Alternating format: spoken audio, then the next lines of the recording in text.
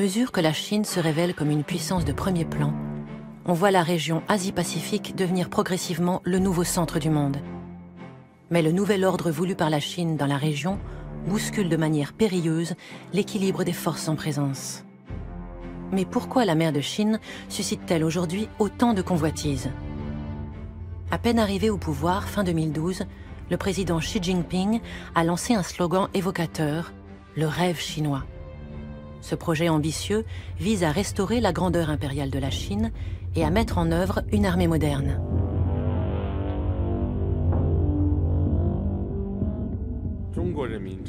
We Chinese are striving to achieve the Chinese dream, which is the great renewal of the Chinese nation. The Chinese dream is about enhancing the strength and the prosperity of the nation and the well-being of the Chinese people.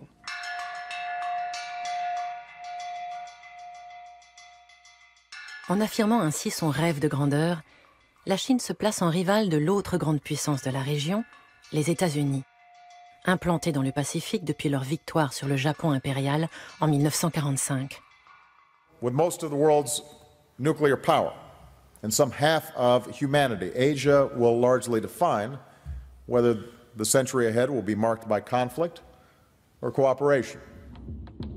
La mer de Chine est devenue l'un des théâtres stratégiques où Beijing avance activement ses pions, au risque de provoquer de graves tensions avec les pays riverains, Vietnam et Philippines. À l'exemple des îles Spratly, où la Chine transforme des récifs en îles de béton avec pistes d'atterrissage.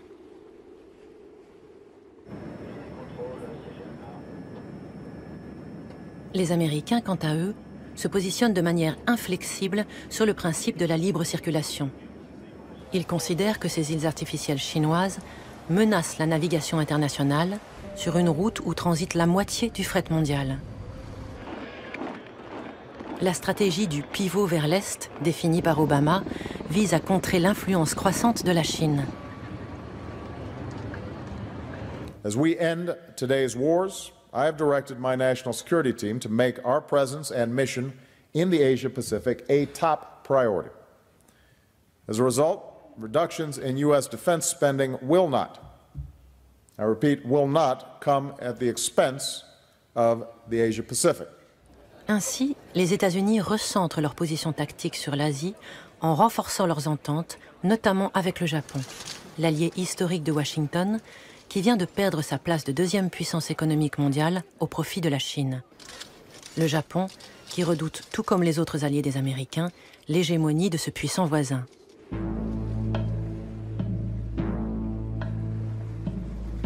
Le premier des enjeux de la mer de Chine est la navigation, dont l'économie chinoise est fortement dépendante.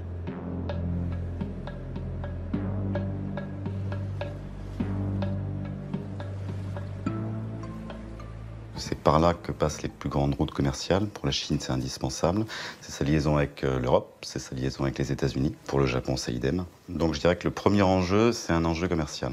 La plupart des biens produits dans l'Asie du Sud-Est et en Chine partent des rivages de ce continent et traversent ces mers. Mais aussi, toutes les matières premières qui servent à les faire, à les fabriquer, arrivent par la mer. Et donc, ces deux mers sont essentielles à l'économie mondiale.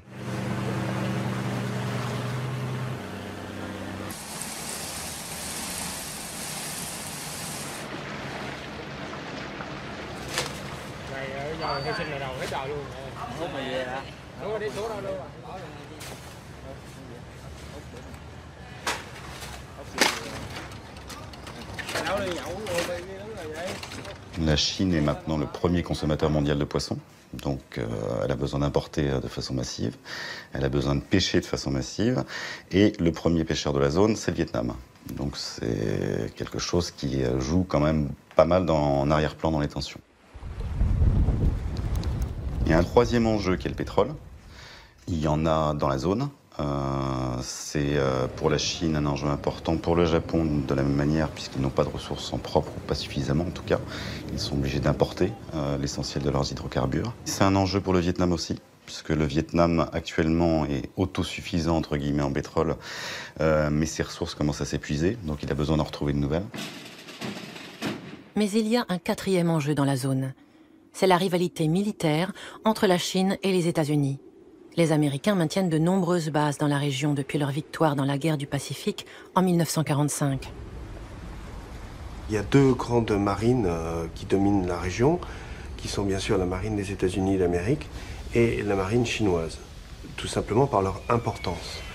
Leur importance stratégique pour la marine américaine. La marine américaine, vous le savez, elle est partagée entre deux océans, le Pacifique et l'Atlantique. Aujourd'hui, le président Obama a affirmé que c'était le Pacifique le théâtre le plus important et l'essentiel des moyens navals américains y sont concentrés. Les Chinois jouent dans leur cour, ils sont chez eux. Et ils ont fait un effort considérable pour augmenter le niveau de leur marine et la mener petit à petit au niveau de celui de leur puissance économique et leur puissance diplomatique, leur puissance économique étant aujourd'hui une des premières au monde. Pour comprendre les rivalités contemporaines autour de la mer de Chine, il faut revenir à la Convention de Montego Bay. Depuis les années 50, sous l'égide des Nations Unies, les États ont cherché à établir un droit de la mer. Ce droit de la mer concerne surtout la navigation et l'exploitation des richesses. Il faudra attendre 1982 pour que l'ONU vote un texte satisfaisant pour la majorité des États. C'est la Constitution maritime des océans. Elle a apporté quelque chose de fondamentalement nouveau dans la définition des espaces maritimes. C'est-à-dire qu'on a les pays côtiers ont droit à une mer territoriale qui va jusqu'à 12 nautiques. Et la création fondamentale de cette convention, c'est la zone économique exclusive qui va jusqu'à 200 nautiques et qui donne des droits économiques et des devoirs environnementaux sur cette zone-là. Et puis même au-delà, on peut aller à ce qu'on appelle un plateau continental étendu. Donc ça fait en gros... un peu moins de 700 km, 600 et quelques kilomètres. Et dans une mer semi-fermée comme la mer de Chine du Sud, il est bien évident que la haute mer finit par disparaître, et à supposer que tous ceux qui revendiquent des plateaux continentaux étendus aient gain de cause, tout va se toucher. C'est à l'occasion d'une demande d'extension du plateau continental de la Malaisie et du Vietnam, en 2009, que la Chine a fait paraître pour la première fois au niveau international sa fameuse carte du tracé en 9 traits. La Chine annonce soudainement à l'ONU que 80% de la mer de Chine du Sud lui appartient. Elle joint à sa requête de 2009 une carte avec un tracé en 9 traits et explique qu'elle considère l'espace maritime ainsi délimité comme une mer historique de la Chine. Pour le gouvernement chinois, la ligne des 9 traits est un droit historique et doit être reconnu par le droit international. C'est valable pour tous les pays. Quand un grave différend surgit, l'essentiel est d'appliquer le principe d'un règlement pacifique en accord avec le droit international.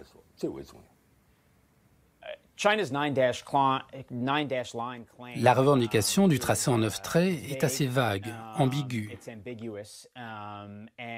Et encore une fois, d'après nos connaissances, elle n'est pas en accord avec le droit international. Nous avons dit publiquement et de manière plus informelle à la Chine qu'elle devait clarifier sa position. Alors ce qui est assez habile, c'est que cette ligne dans 9 traits, vous imaginez 9 traits sur une mer complète, c'est comme si on délimitait les zones en Méditerranée en 9 traits, c'est terriblement imprécis et du coup c'est terriblement efficace. Parce que comme la limite n'est pas tracée, elle est négociable, mais en même temps vous pouvez jouer sur les frontières en permanence. Vous êtes chez vous, vous n'êtes pas chez vous, vous ne le savez pas, vous pouvez être de bonne foi, mais vous pouvez aussi être de mauvaise foi. Donc il y a un espace diplomatique, un espace d'influence considérable. La Chine, en s'appuyant sur le tracé en 9 traits, conteste aux pays riverains de la mer de Chine du Sud l'accès à leur zone de pêche nationale située à l'intérieur de la zone économique exclusive de ces pays.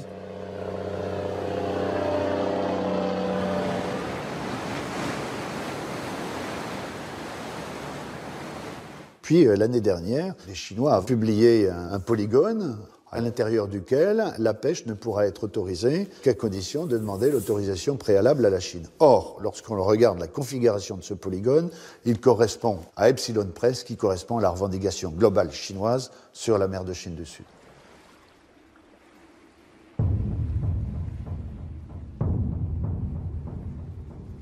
C'est à partir du grand port vietnamien de Da Nang que partent les campagnes de pêche pour les îles Paracel.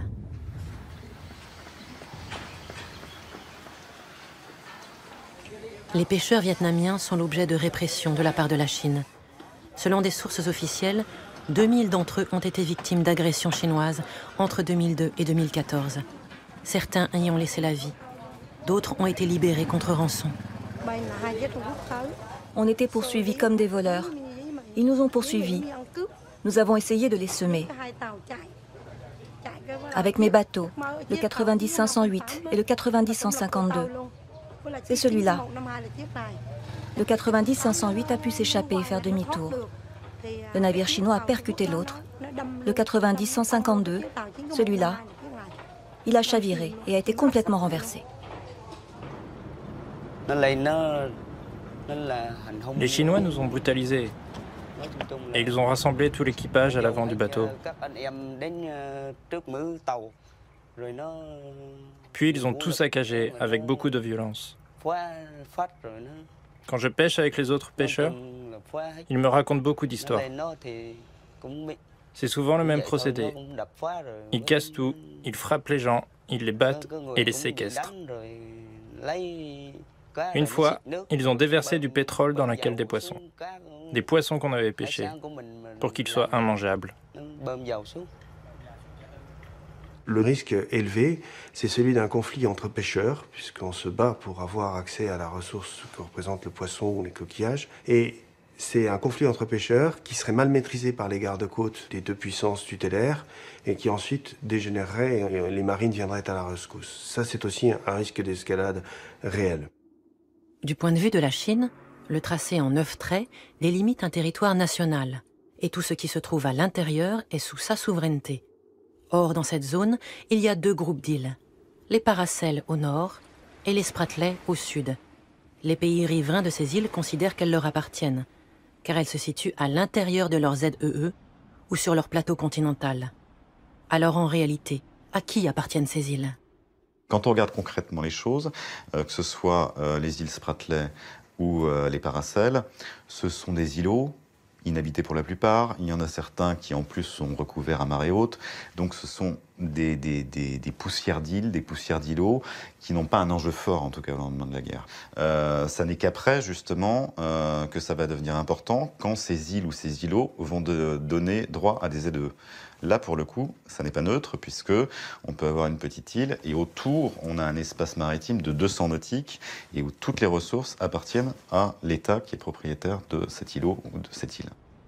Prenons par exemple les îles Paracels, situées à égale distance des côtes chinoises et vietnamiennes. Les Chinois se sont emparés des Paracels en 1974, mais le Vietnam revendique aujourd'hui cet archipel. Il a réuni des preuves historiques pour défendre sa souveraineté sur ces territoires. En étudiant les cartes anciennes de la Chine, on voit clairement que l'extrémité méridionale du territoire chinois ne dépasse pas l'île d'Hainan, en mer de Chine méridionale. Et la ligne en 9 traits ne délimitait pas les frontières de la Chine, comme ce que revendique la Chine actuellement.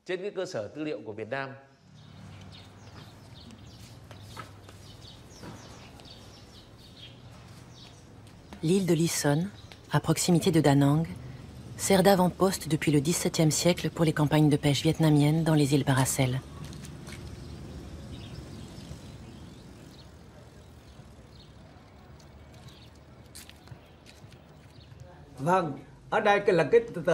Voici le mandat qui date de la dynastie Tuduk, donné par le gouverneur de province, à M. Cao Cao, notre arrière-arrière-arrière-grand-père. Ce mandat date d'il y a longtemps, mais il présente une valeur historique très importante. M. Cao Cao a conservé des documents qui prouvent l'exploitation des îles Paracels et Spratly. Il y a des traces historiques qui prouvent la relation entre les îles Paracels et le Vietnam. Ce sont des tablettes ancestrales, des tombeaux, des mandats et des actes de vente immobiliers signés par différentes personnes. En plus, notre village, particulièrement les familles anciennes, organise tous les ans des fêtes traditionnelles, surtout au mois de février, pour la cérémonie Kaolé, qui rend hommage aux soldats des îles Paracels. La Chine, de son côté, applique aux îles Paracels, qui sont non pas un État, mais simplement un groupe d'îles, le statut d'État archipel et donc le délimite comme doivent l'être les États archipels, alors que normalement, ce ne seraient que les îles qui se prêtent à une vie autonome, une vie humaine autonome, à partir desquelles devraient être déterminées la mer territoriale, la zone économique exclusive, etc., etc. À partir du moment où la Chine détermine autour des paracels des délimitations qui sont propres à un État archipel, eh bien, elle s'offre la possibilité d'une zone économique exclusive absolument énorme. D'un point de vue historique, la Chine est présente en mer de Chine depuis 1000 ans, voire 2000 ans. C'est un fait historique.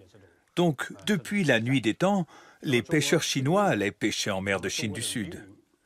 Pendant leurs activités de pêche, ils ont découvert beaucoup d'îles et de récifs dans cette zone. Donc, au regard du droit international actuel de la mer, le pays dont le peuple a découvert une île en premier, eh bien, la propriété de l'île lui revient, car il en a fait la découverte.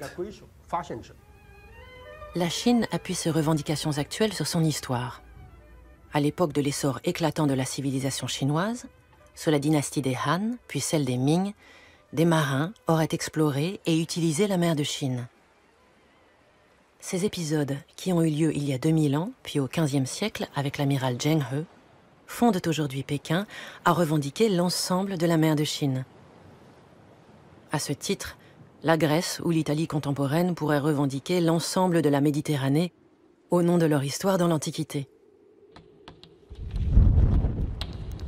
Aujourd'hui, l'un des enjeux de la mer de Chine est l'exploitation de vastes zones d'hydrocarbures. Lorsqu'on regarde les cartes avec le tracé en 9 traits, eh bien, le tracé en 9 traits recoupe absolument tous les gisements qui sont répertoriés ou supposés sous ce plateau continental. En mai 2014, la Chine a positionné une plateforme pétrolière géante dans les eaux contrôlées par le Vietnam, à 160 km au large de la ville de Da Nang.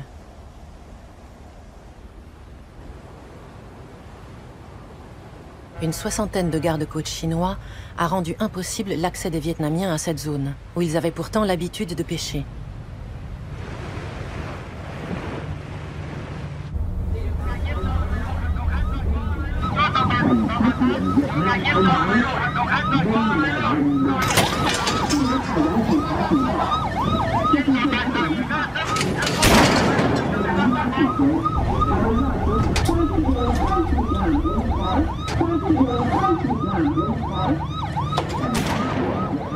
Le Vietnam a toujours refusé d'exploiter conjointement avec la Chine ses réserves de pétrole. Alors l'arrivée de la plateforme chinoise dans ses eaux territoriales a déclenché une succession de réactions violentes. Không hề đơn giản chỉ là việc Trung Quốc xâm phạm cái vùng biển của Việt Nam mà bằng hành động này Trung Quốc muốn thể hiện và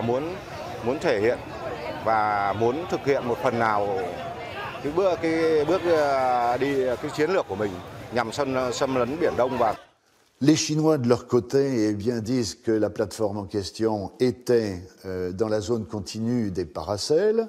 Enfin, toujours est-il que ça a créé un remous énorme, d'autant plus que les Vietnamiens, du coup, se sont pris à des installations chinoises au Vietnam. Et donc, il y a même des Taïwanais qui ont été confondus avec des Chinois du continent et qui ont subi des actes violents de la part des Vietnamiens.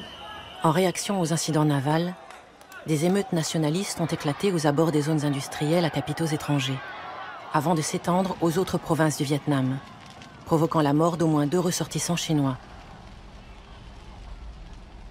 400 usines étrangères ont été touchées par les pillages et les incendies, et beaucoup d'autres ont été contraintes à la fermeture.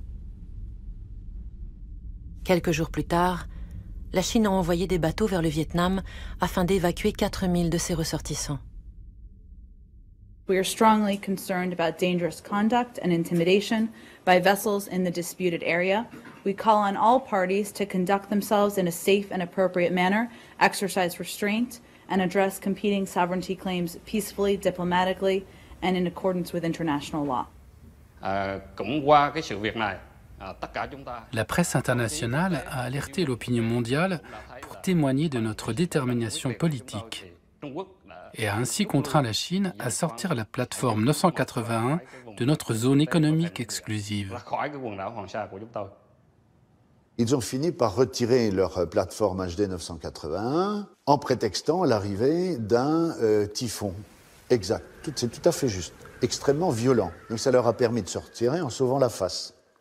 Et après ça, ils ont proposé des négociations aux Vietnamiens. Alors il y a tout un tas d'autorités chinoises qui sont venues au Vietnam parce que les Vietnamiens en même temps ont menacé de présenter une requête devant la Cour permanente d'arbitrage, comme les Philippins l'ont fait. Et donc là, les Chinois ont quand même pris peur. Et on se retrouve dans le cas de figure où la Chine crée une provocation, elle se retire et propose de négocier. Donc elle a fait 2 pas en avant, elle fait un pas en arrière, mais au total, elle a gagné un pas. Même s'il existe des problèmes en mer de Chine du Sud entre la Chine et le Vietnam, cela n'a pas porté atteinte à la coopération économique et aux relations amicales.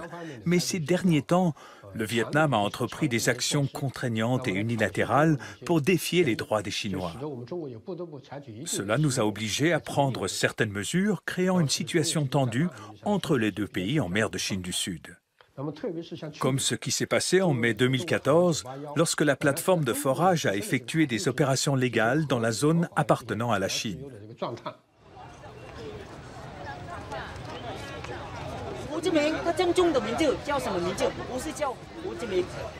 Au début, le gouvernement vietnamien a laissé faire les manifestations anti-chinoises.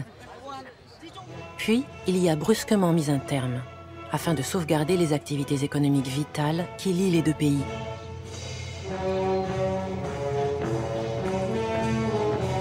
Dans le passé, la Chine a aidé le Vietnam au cours de sa lutte pour l'indépendance contre la France, puis contre les États-Unis. Elle lui a fourni armes, conseillers et bases arrières de repli.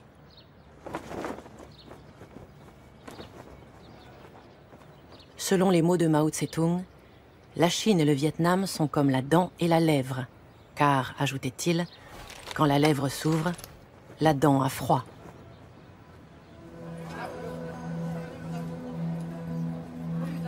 Le volume des échanges entre le Vietnam et la Chine a plus que triplé au cours des dernières années, si bien que la Chine est aujourd'hui le premier partenaire commercial du Vietnam devant le Japon et les États-Unis.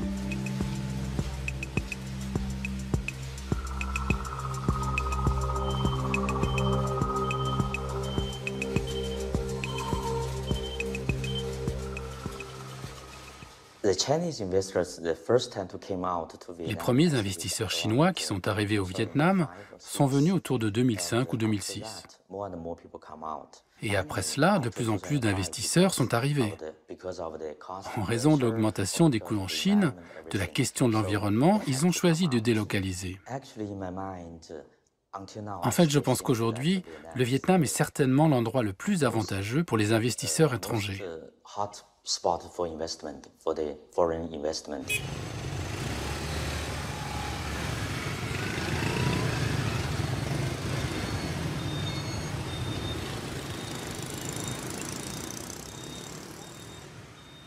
Cela n'empêche pas le Vietnam de continuer à revendiquer les paracels. Mais les Chinois y sont durablement installés. Ils ont établi sur l'île de Woody Island, une île des paracels, le chef-lieu du district de Son Cha, qu'ils considèrent comme territoire national chinois. Le bâtiment du gouvernement ressemble étrangement à un mélange de la Maison-Blanche et du Congrès des États-Unis. Des urbanistes ont imaginé l'évolution de Woody Island dans le futur. Au sud, la Chine a investi des atolls et des îlots dans les Spratleys pour les transformer en îles. Les Philippines et une revue militaire britannique ont révélé à la presse internationale l'existence de ces chantiers. Les Américains suivent attentivement l'extension des travaux. A Senate hearing this week heard Assistant Secretary of State Daniel Russell and other officials urge China to stop the construction. U.S. officials see building on the reefs as a power play to exert control over international waters. We claim the right of innocent passage in such areas, and we exercise that right regularly, both in the South China Sea and globally. And we're going to continue exercising that right, both on the surface of the water and in the air. Images from Google Earth have documented China's work on 4 reefs.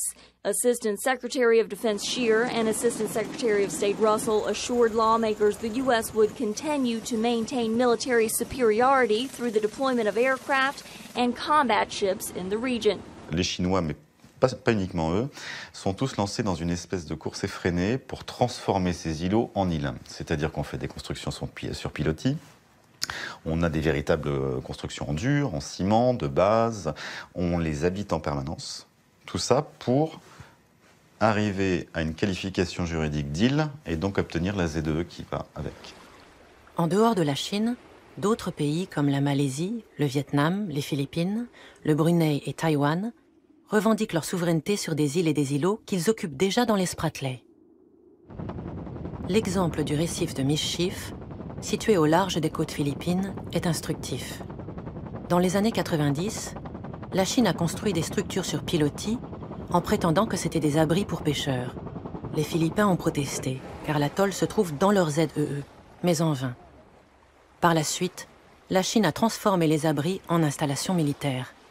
And it is obvious from their structures that they start with these octagonal structures and then they move forward. And then you have concrete bunkers, concrete headquarters, piers. So in the end, it is the best description is a creeping invasion. Face à cette stratégie chinoise d'occupation, les Philippines ont présenté une requête à la Cour d'arbitrage de La Haye. Nous avons demandé au tribunal d'arbitrage de nous dire quel est exactement notre droit maritime. Est-ce que cette ligne en 9 traits est conforme à la loi internationale? Nous demandons cela. Nous avons essayé d'avoir avec eux un dialogue bilatéral. Mais la Chine soutient que leur souveraineté sur cette zone est indiscutable.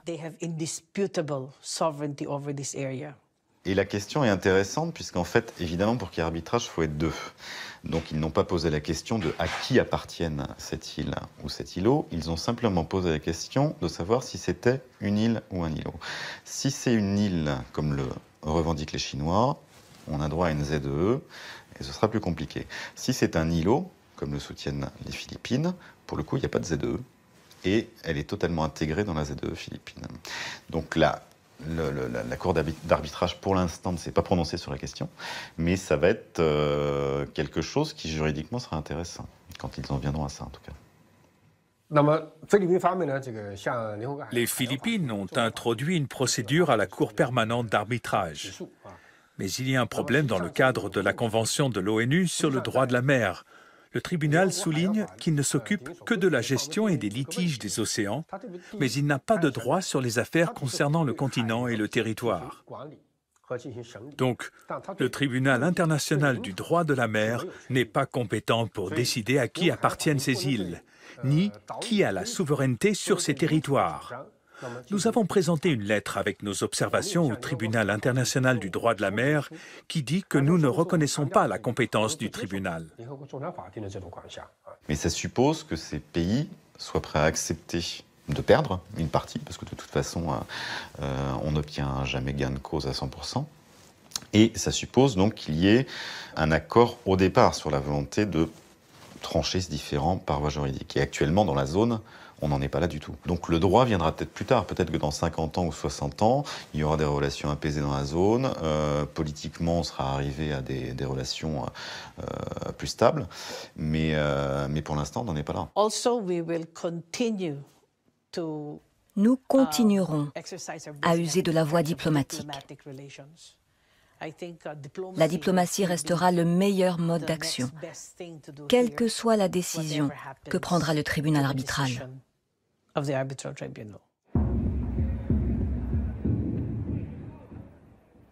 Le problème qui se pose est de savoir si la Cour permanente d'arbitrage se déclarera compétente ou incompétente pour traiter de la totalité du dossier ou seulement sur une partie du dossier. Si elle se déclare compétente sur une partie du dossier, elle devrait pouvoir statuer sur la légalité ou l'illégalité du tracé en 9 traits. Je dirais que si on arrive à cette conclusion-là, le monde entier sera sauvé. Le monde entier sera sauvé parce qu'à partir du moment où le tracé en 9 traits sera déclaré illégal, il n'y a pas de raison que la Chine persiste et signe. Si la Cour permanente d'arbitrage rend un jugement, son jugement, il faut le dire, n'aura pas de force exécutoire pour les pays concernés. C'est pourquoi la Chine n'envisage pas de participer à l'arbitrage introduit par les Philippines devant la Cour permanente d'arbitrage de l'ONU.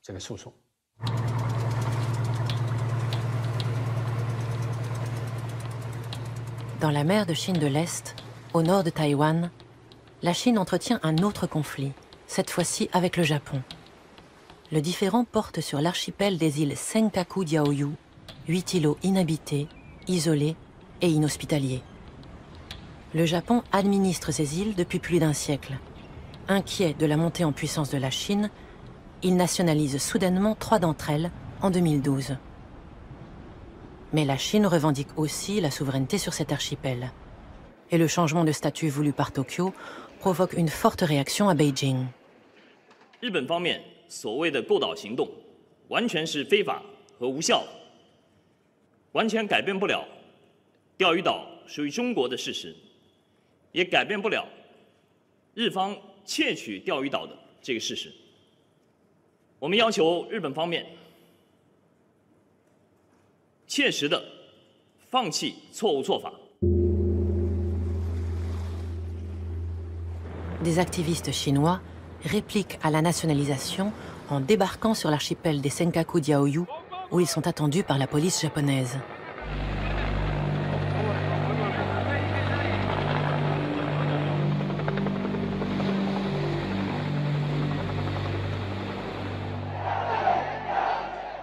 En Chine, la nationalisation des îles Senkaku-Diaoyu par le Japon a provoqué une forte réaction populaire.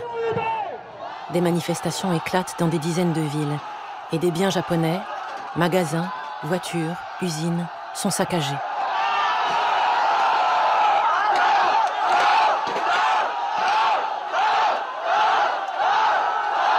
Sur les Senkaku, on a un conflit donc issu de la Seconde Guerre mondiale où le Japon est resté maître des Senkaku. La Chine revendique ces îles. On a aussi les suites de 1945 qui ne sont pas solutionnées encore, puisqu'on a encore des conflits de mémoire, des conflits symboliques aussi, mais qui ne sont pas neutres, entre le Japon et la Corée, les deux Corées d'ailleurs, de ce point de vue-là, le Japon et la Chine. Donc les conflits sont encore sous-jacents, il n'y a pas eu d'Union européenne finalement. Il y a des nationalismes qui sont encore très forts, parce qu'en Europe on a oublié depuis un petit moment. Et donc pour avoir une discussion, les dirigeants doivent tenir compte de leurs opinions publiques et ça rend les choses un petit peu compliquées. En 2012, Shinzo Abe accède pour la deuxième fois au poste de Premier ministre. Il appartient à un courant ultra-conservateur, partisan d'une ligne dure avec la Chine. Chacun affirme sa souveraineté sur cet archipel et dans un univers où la face a beaucoup d'importance, où les passions sont souvent exacerbées par le souvenir de l'histoire récente, souvenons-nous des atrocités commises par les Japonais en Chine, il y a un passé lourd à porter.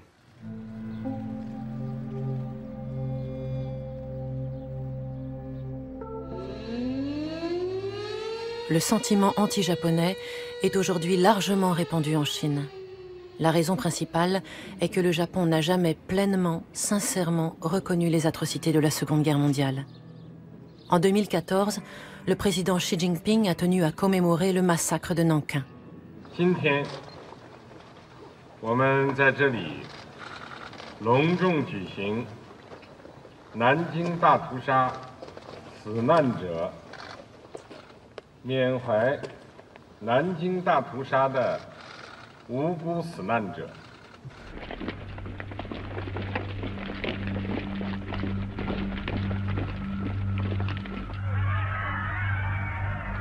Après avoir conquis Shanghai, les soldats nippons arrivent à Nankin. Le 9 décembre, le général chinois qui défendait la ville s'enfuit avec son état-major, laissant 100 000 soldats face à une puissante armée japonaise.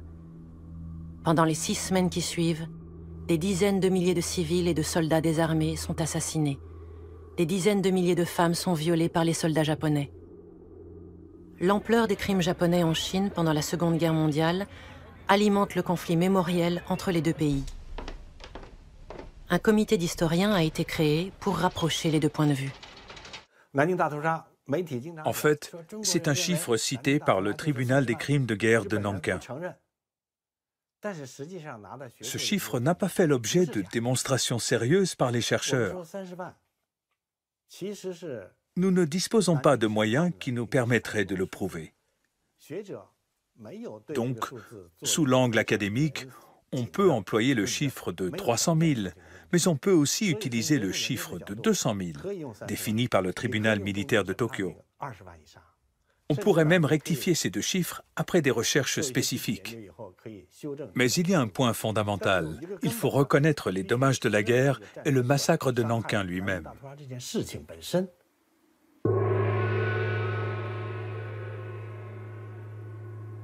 Nous voulions comparer les analyses japonaises et chinoises pour établir une seule conscience historique. Nous avons dû nous rendre à l'évidence. Il existe un écart important entre les deux histoires, ce que nous avons appelé l'histoire parallèle.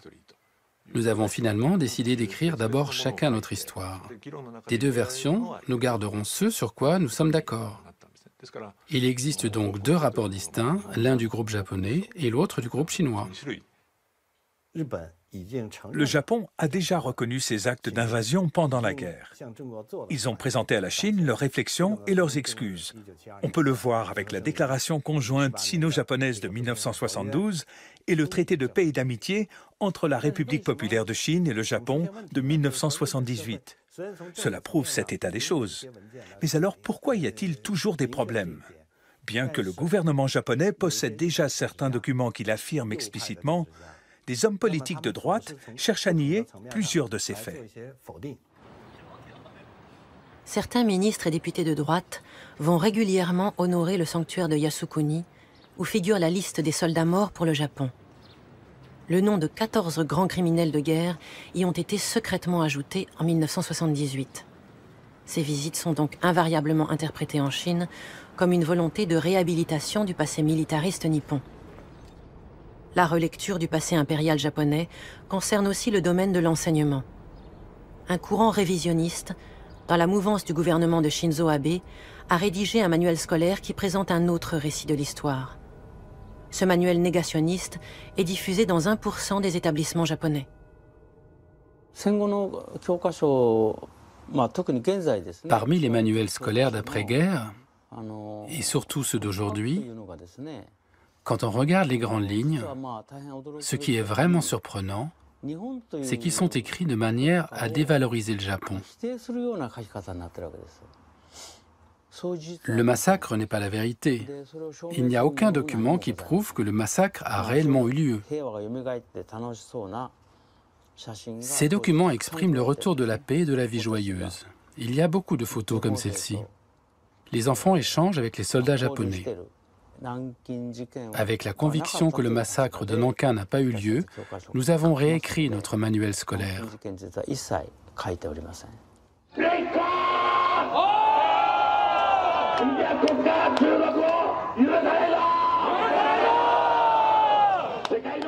Au Japon, la population a été très choquée par la brutalité exprimée à son encontre lors de ces émeutes en Chine. Le mouvement ultranationaliste Ganbare Nippon exploite cette peur et s'engage dans une surenchère belliqueuse. La revendication chinoise est absurde. Ce n'est rien d'autre qu'un acte d'agression. Si la Chine persiste à revendiquer sa légitimité, qu'elle agisse auprès de la Cour internationale de justice, à La Haye, aux Pays-Bas. Mais la Chine n'a jamais voulu le faire. Le 19 août 2012, M. Mizushima du mouvement Ganbare Nippon se rend sur les îles Senkaku-Diaoyu à la suite du débarquement des activistes chinois survenu quelques jours plus tôt. Il veut ainsi marquer son attachement au territoire national.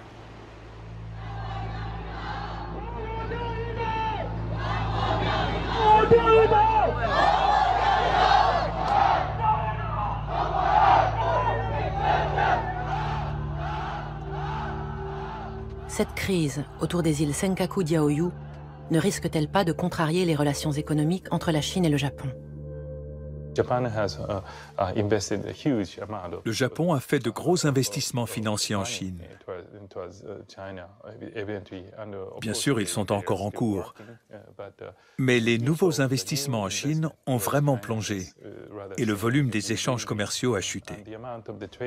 De 2013 à 2014, le volume a chuté environ de 40%, et c'est vraiment une baisse drastique des investissements. Le Japon, par exemple, toute sa base industrielle est en Chine.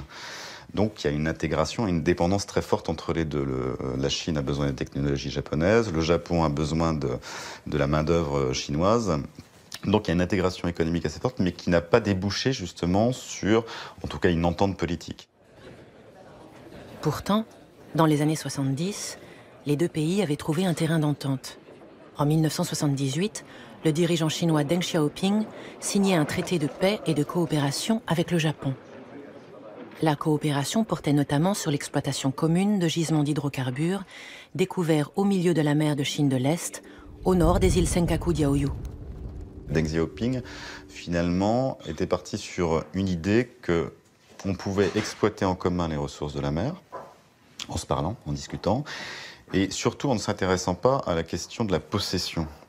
Et donc on faisait une exploitation conjointe, et puis on laissait, comme il disait, aux générations futures le soin de trancher les différends.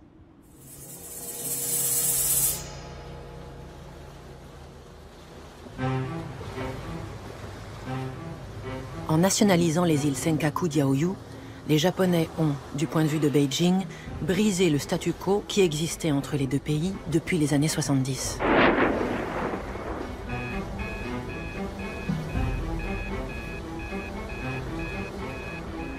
De son côté, le gouvernement de Shinzo Abe a saisi l'occasion des manifestations anti-japonaises pour dénoncer la menace chinoise sur la sécurité du Japon et pour avancer ses projets de militarisation du pays. 内閣総理大臣である私はいかなる事態にあっても国民の命を守る責任があるはずです。そして人々の幸せを願って作られた日本国憲法がこうした事態にあって国民の命を守る責任を放置せよと言っているとは私にはどうしても Shinzo Abe considère que l'article 9 de la Constitution japonaise de 1947, d'inspiration pacifiste, empêche le pays de se défendre correctement. Il a donc fait voter en 2015 une loi permettant des opérations militaires à l'étranger. Les Américains ont salué cette initiative qui peut s'avérer utile dans le cadre de leur alliance avec le Japon. Ce sont pourtant eux qui ont rédigé et imposé le texte de la Constitution japonaise après la défaite. In top hats and frock coats of diplomacy, they are like undertakers at their country's funeral. For the Japs, it's the end of a road of bandit conquest, invading China, forming alliance with Nazi Germany, taking advantage of the European war to strike in the Pacific, the Pearl Harbor sneak attack, and inhuman atrocities in war.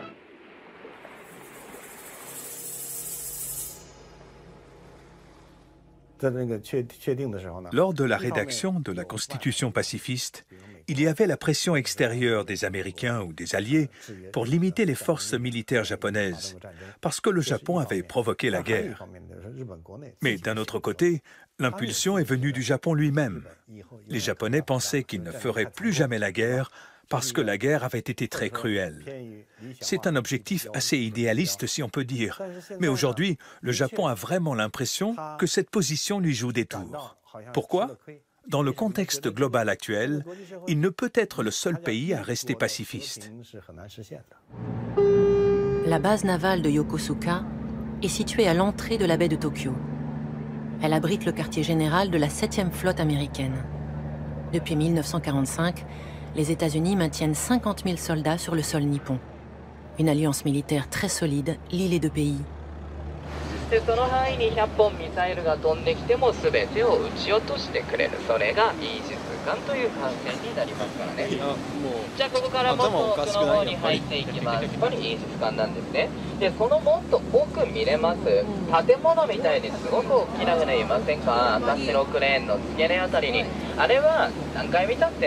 艦じゃないですよ。レーダーもないし作りが全然違う。あれが空母ですからね。アメリカ海軍の原子力空母ジョージ・ワシントンという艦船。空母の全長が長さ約333メートルあるんですね。333メーター例えるのであれば、東京タワーを横に倒すとその長さはほとんど同じだと考えてください。で、高さとしては約75メートルです。これがビル20階建てと同じぐらいの大きさになるんですね。で、これだけ大きな船に乗せられる戦闘機の数は最大で80機。これが世界最大級ですよ。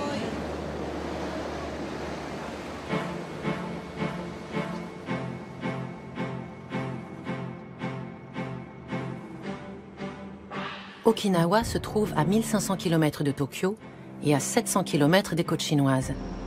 Cette île japonaise est la pièce centrale du dispositif militaire américain dans cette partie du monde. La majorité des soldats américains au Japon y est stationnée. Les nombreuses bases et les champs d'exercice accaparent 20% du territoire de l'île.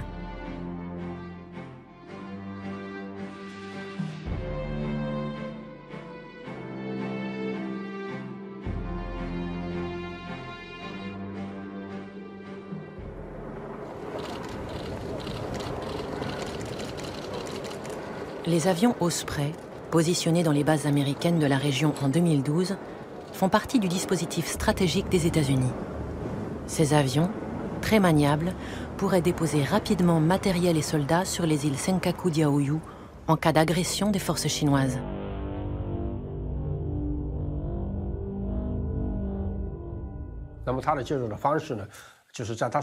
Les interventions américaines s'effectuent dans un vaste cadre appelé le rééquilibrage stratégique. Ils ont donc orienté leur pivot stratégique vers l'Asie. Mais en fait, ce pivot a une visée spéciale. En réalité, c'est la Chine qui est visée. La Chine est leur cible principale. Pour les États-Unis, c'est une manière de maintenir sa prétendue place hégémonique et sa position dominante dans la zone Asie-Pacifique. Ils visent la Chine et mènent des actions qui créent beaucoup de problèmes et de pression sur la Chine. Nous, les États-Unis, nous ne prenons pas position sur la souveraineté de ces territoires. C'est aux parties impliquées de trouver une solution et de résoudre le problème. Ce que les États-Unis peuvent faire comme amis, comme partenaires, comme alliés de différents pays dans la région, c'est de soutenir la paix et la stabilité en mer de Chine méridionale. La Chine a réagi au pivot américain en dénonçant une tactique d'endiguement de son espace stratégique. Ainsi, les bases militaires chinoises, créées dans les îles Paracel et Spratly, visent à repousser la présence militaire des États-Unis en dehors de la mer de Chine du Sud.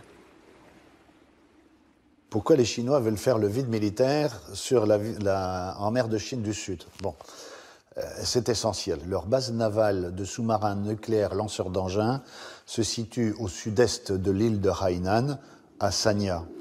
Et que ces sous-marins, pour l'instant, eh bien, sont encore bruyants, donc facilement détectables. Les Chinois ont choisi cette région-là parce que c'est là que le plateau continental est le moins large entre la base de Sanya et les hauts fonds de la mer de Chine du Sud. Donc le problème des Chinois, c'est de pouvoir faire amener leurs sous-marins nucléaires lanceurs d'engins dans le Pacifique, et donc de ne pas être détectés à la sortie des ports.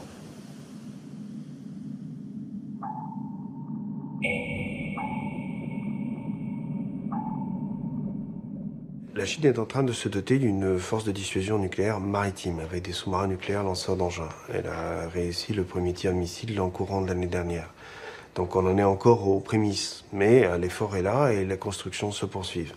Le problème pour ces sous-marins, c'est qu'il faut qu'ils aient accès aux eaux profondes du Pacifique pour pouvoir se rapprocher des États-Unis et menacer les États-Unis depuis une vaste zone, rendant leurs tirs de plus en plus efficaces. La Chine a tout à fait le droit d'organiser sa défense, mais elle n'a pas le droit de prendre en otage une mer internationale parce qu'elle a des problèmes avec ses sous-marins.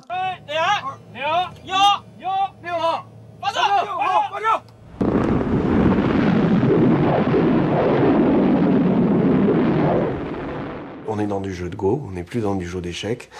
Et c'est à qui étendra son influence ou préservera son influence le plus longtemps possible sur les pays de la région. L'attitude autoritaire de la Chine envers ses voisins a eu pour effet de rapprocher ces derniers des États-Unis. Ainsi, le Japon fournit des patrouilleurs aux gardes-côtes philippins.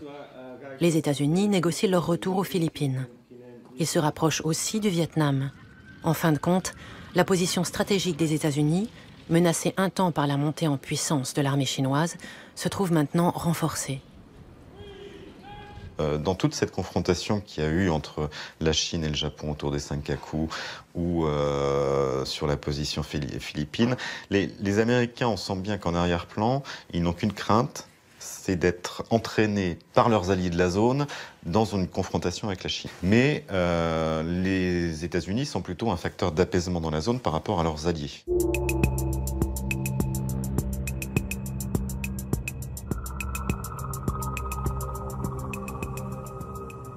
Les Américains n'ont pas envie d'une guerre avec la Chine, pas plus que les Chinois d'ailleurs, parce que le risque qui se présente, ça serait la destruction mutuelle assurée.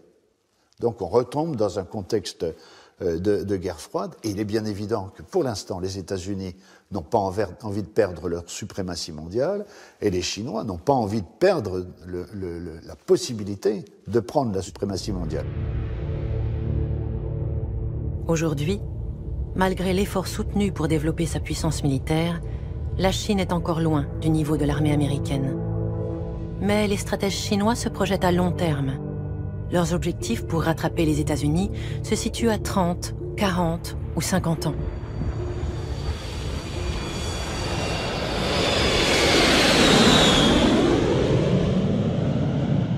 After all, China is a large country of over 1.3 billion people. It is like a big guy in the crowd. Others will naturally wonder how the big guy will move and act, and be concerned that the big guy may push them around, stand in their way, or even take up their place. L'expansion de la Chine est souvent perçue en Europe et aux États-Unis comme une menace. En revanche, pour les pays de la mer de Chine, en dépit des différends territoriaux, Beijing demeure un partenaire naturel et déterminant. La Chine dominera l'Asie dans le futur, et les Américains y joueront probablement un rôle de plus en plus restreint.